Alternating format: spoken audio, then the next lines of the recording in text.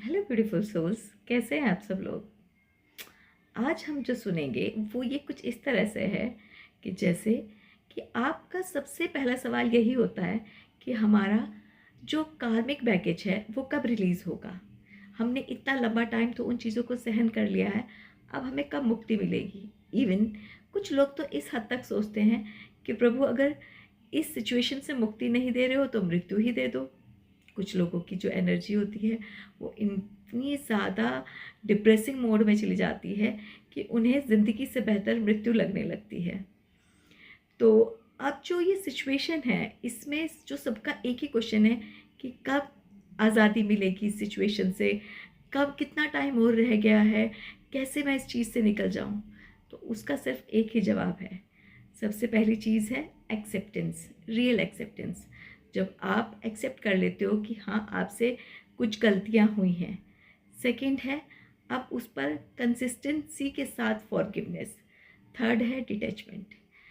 अब आपको इन सब चीज़ों को करते हुए डिटैच भी होना पड़ेगा, उन सभी सिचुएशंस से डिटैच होना पड़ेगा जिनको आप बहुत ज़्यादा चाह रहे हो कि मेरी लाइफ में ये चीज़ें इस तरह से हो जाए। आपको सरेंडर करना पड़ेगा यूनिवर्स को कि ठीक है प्रभु, आप जैसे भी रखोगे मैं वैसे रहूँगा।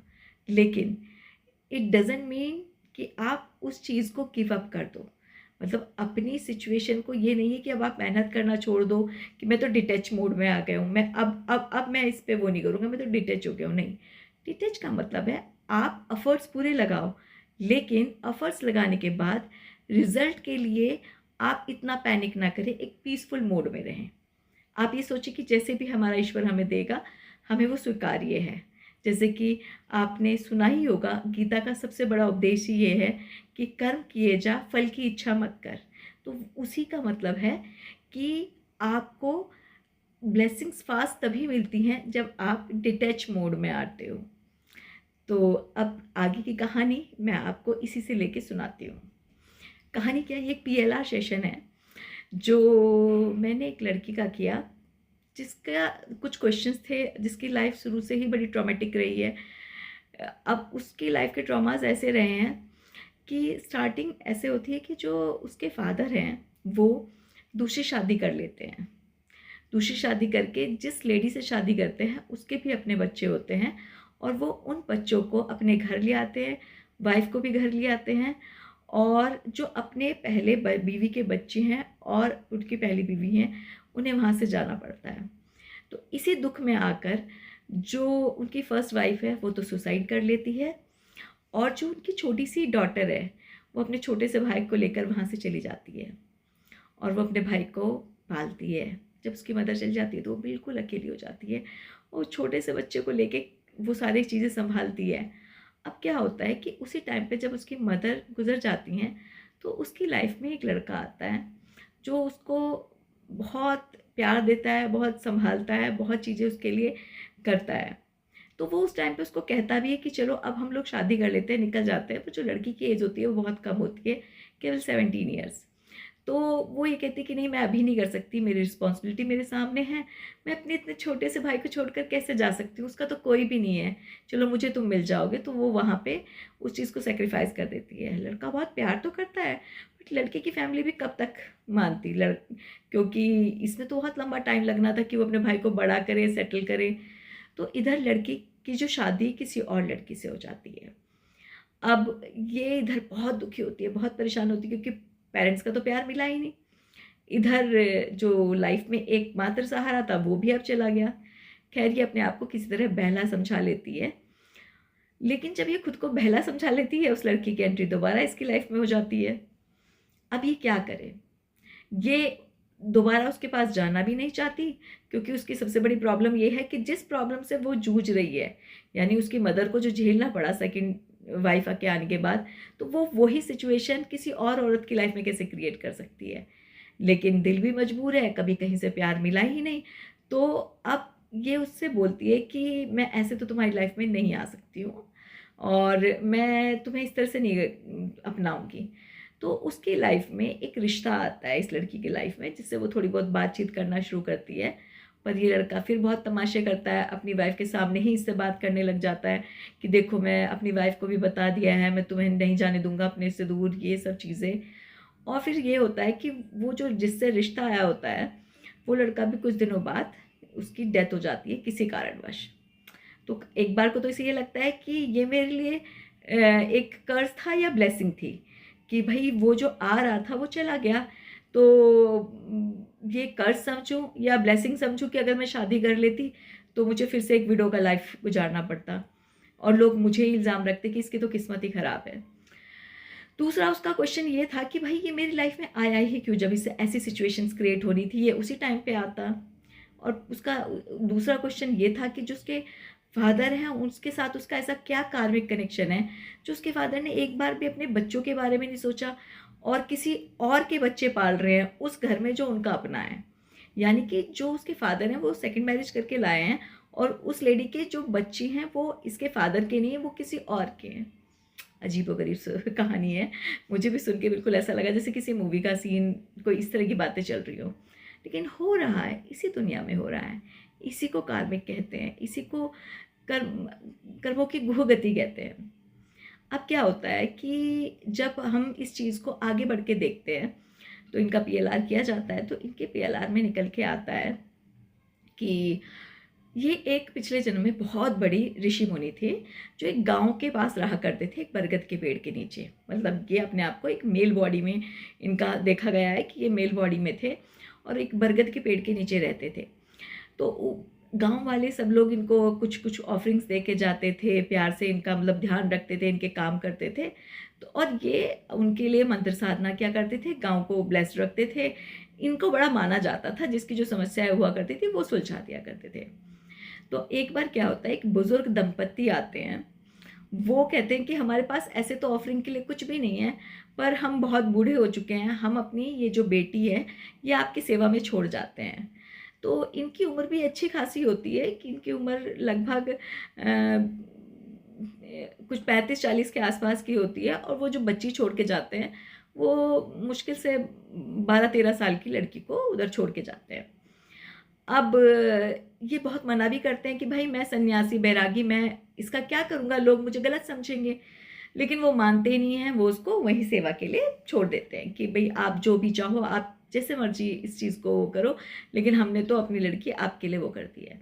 अब वो उनके लिए सब काम करने लगती है, खाना बनाने लगती है। उस समय में ऐसा हो जाता था, कुछ लोग अपने बेटों को सेवा में छोड़ दिया करते थे गुरुओं के, और कुछ लोग अपनी पुत्रियों को भी समर्पित कर देते थे कि वो सेवा में रहें। अब क्या होता है कि जब ये चीज़ वो उधर उस गांव से भी वहाँ से उठ के कहीं और दूसरी प्लेस पे चले जाते हैं। वहाँ पे वो उनकी बहुत सेवा करती है, बहुत मतलब परिश्रम करती है। अब वो उसको पसंद तो करने लगते हैं, लेकिन वो कभी अपना ब्रह्मचर्य नहीं तोड़ना चाहते। उनको ऐसा लगता है कि इतना तपोबल करने के बाद, इतनी सिद्धियां पाने के बाद, इतना सब कुछ अच्छा करने के बाद, मैं एक अपने सेल्फ लव के लिए या फिर अपना घर बसाने के लिए अपना ब्रह्मचर्य जो अब तक नहीं टूटा उसे क्यों तोड़ूं। तो वो जो लड़की है वो ऐसी उसके मन में ऐसे आने लगता है, क्योंकि वो तो उसे पति मान, उनको पति मान बैठी है, वो बहुत सेवा कर रही है, वो उसी उसमें गुम रहती है। क्योंकि अब जो एज बढ़ रही थी उसकी, वो इस तरह से बढ़ रही थी जैसे 17-18 साल 19 साल, जिसमें लड़कियां सोचना शुरू करती हैं अपने पति के बारे में भी और इन सब चीज़ों के बारे में। तो जैसे वो उसी धुन में खोई रहती है और वो नदी से उनके लिए पानी ला रही होती है, जैसे रोज़मर्रा के जो काम होते हैं वैसे ही। और उसी टाइम उनके बारे में सोचते सोचते नदी में पैर फिसल जाने के कारण उसकी मृत्यु हो जाती है। तो जो ये गुरु हैं इनको बहुत दुख होता है कि मैंने ये क्या कर दिया, मैंने क्यों खो दिया उस लड़की को। तो तब उन्हें बहुत गिल्ट फील होता है कि वो मुझे इतना प्रेम करती थी, मैंने वो नहीं किया। अब ये उसी अवस्था में मतलब बहुत लंबे टाइम तक तप करते रहते हैं, जीर्ण हो जाते हैं, उन्हें इस चीज़ का इतना ज़्यादा दुख होता है कि ये क्या किया जाए। अब जब एनर्जीज पहचानी जाती हैं तो उनको पता चलता है कि जो गुरु हैं कि वो ही लड़की है, और जिसको उन्होंने एक तरीके से एक्सेप्ट नहीं किया, पूरी ज़िंदगी अपने लिए करवाया है, तो वो लड़का है जो लड़का इनकी लाइफ में आया था। अब इसका तो पता चल गया कि भाई क्या रीज़न है कि वो ऐसे मिल नहीं पाया। यहाँ भी इस बार भी उन्होंने रिस्पॉन्सिबिलिटीज़ को चुना, मतलब जो सही भी था, अपने भाई को छोड़ के नहीं गए, क्योंकि इनकी आत्मा के जो संस्कार हैं वो इसी प्रकार के थे। अब क्या होता है कि इन आगे ये पिता का जो क्वेश्चन था, तो इनको एक और लाइफ दिखाई जाती है जिसमें ये एक सुल्तान होते हैं, मतलब कोई मुस्लिम राजा, राजा भी नहीं कहूँगी, जैसे छोटी छोटी जो सल्तनत होती है वो इनके पास होती है। और ये एक बगीचे में घूम रहे होते हैं जहाँ मोर बहुत सुंदर सुंदर वो हैं, और इनकी 5 रानियाँ होती हैं। अब जो 5वीं रानी होती है, उसी तरह से सेम सिचुएशन इनके सामने आई कि जो 5 रानियाँ होती हैं, तो जो सबसे छोटी रानी होती है वो भी उम्र में इनसे बहुत छोटी होती है। अब जो छोटी रानी उम्र में बहुत छोटी होती है, सबसे ज़्यादा प्रेम ये उसी से करते हैं क्योंकि भोली सी प्यारी सी होती है।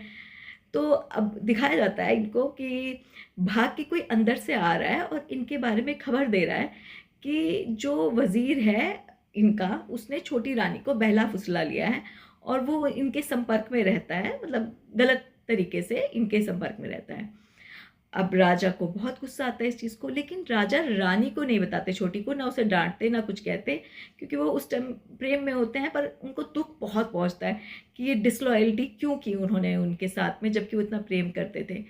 तो वो जो वज़ीर होता है वो उसको ले जाकर जंगल में उसको उसका सर धड़ से अलग करवा देते हैं। वो बहुत भयंकर सीन होता है और इनको दिखाया जाता है कि जैसे जो उनकी सोल है वो बहुत तड़प रही है, उस जो वज़ीर की सोल है वो बहुत परेशान है, बहुत तड़प रही है। वो ये कह रही है कि एक बार जांच तो करवा ली होती, मैं तो इस प्रकरण में कहीं था ही नहीं, मतलब रानी ही प्यार करती है उस वज़ीर से, उस वज़ीर का कोई हाथ नहीं होता। तो फिर जब अब ये उस रानी से भी धीरे धीरे डिटैच होना शुरू हो जाते हैं, ये रानी के साथ भी ज़्यादा बात नहीं करते हैं। अब ये खुद भी सुलगते रहते हैं अलग होने के उसमें, और वो जो रानी थी उसको भी लंबे टाइम तक ये कोई डिटैचमेंट में ही रखते रहते हैं, उससे बात नहीं करते। अब क्या होता है, जब एनर्जीज पहचानी जाती हैं, तो ये जो इन्होंने जिस वज़ीर को मरवाया था, ये इनके जन्म के पिता हैं, जिनके अंदर वो दुख है कि तुमने मुझे मेरा घर छुड़वा दिया, सब करवा दिया और इस तरह से मार दिया। तो इनके पिता ने भी इनकी कोई कदर नहीं की इस बर्थ में, और इनको इस तरह की सिचुएशन में डाल दिया। अपना होते हुए भी दूसरों के बच्चों को रख रहे हैं, लेकिन इनको नहीं बिल्कुल भी ज़रा भी वो दे रहे हैं। और जो 5वीं रानी थी, वो उस लड़के की वाइफ है जिससे ये प्यार करती हैं।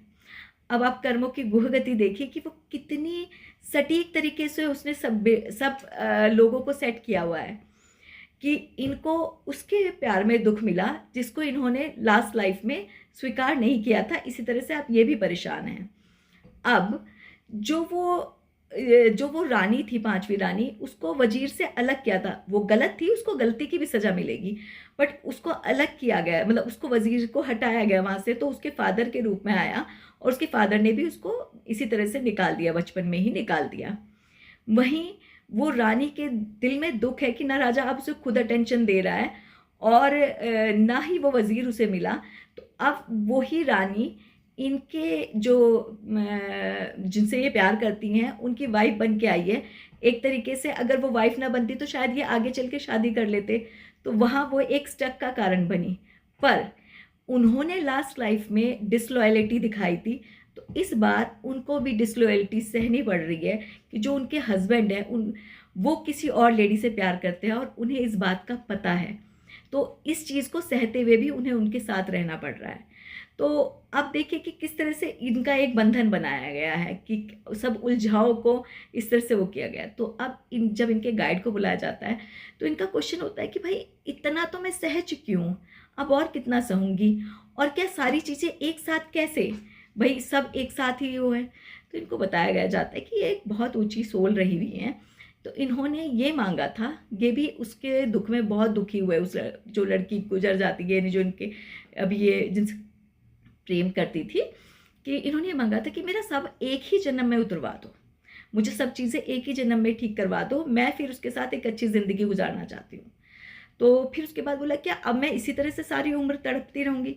तो उनके लिए गाइडेंस मिली कि वो इस बार के आने वाले सावन के सोमवार के व्रत रखें और एक अच्छी आत्मा को आमंत्रित करें अपनी लाइफ में जो उन्हें हील कर सके। इसका ये कतई अर्थ नहीं है कि आपने एक्सेप्टेंस मोड में आ गई, आपको सजा भी मिल गई तो आप फिर वही सब सह रही हो। तो अब आपको मूव ऑन करना है, हील होना है, उसे अपनी वाइफ के साथ सारी जिम्मेदारियां निभानी हैं। और जब आप दोनों अपने अपने पक्ष की जिम्मेदारियां निभाते हुए एक्सेप्टेंस के मोड पे सब काट लेंगे तो सारे कर्मों का सॉल्यूशन मिलेगा और नेक्स्ट बर्थ में आपकी फिर से शादी होगी, उनका एक फॉरेन कंट्री मतलब एक अच्छी जगह जन्म होगा जहाँ 2 बच्चे होंगे। तो इसी कहानी के साथ एक्सेप्टेंस ज़रूरी है। Thank you so much. अगली कहानी में फिर मिलेंगे किसी और पीलार के साथ। धन्यवाद।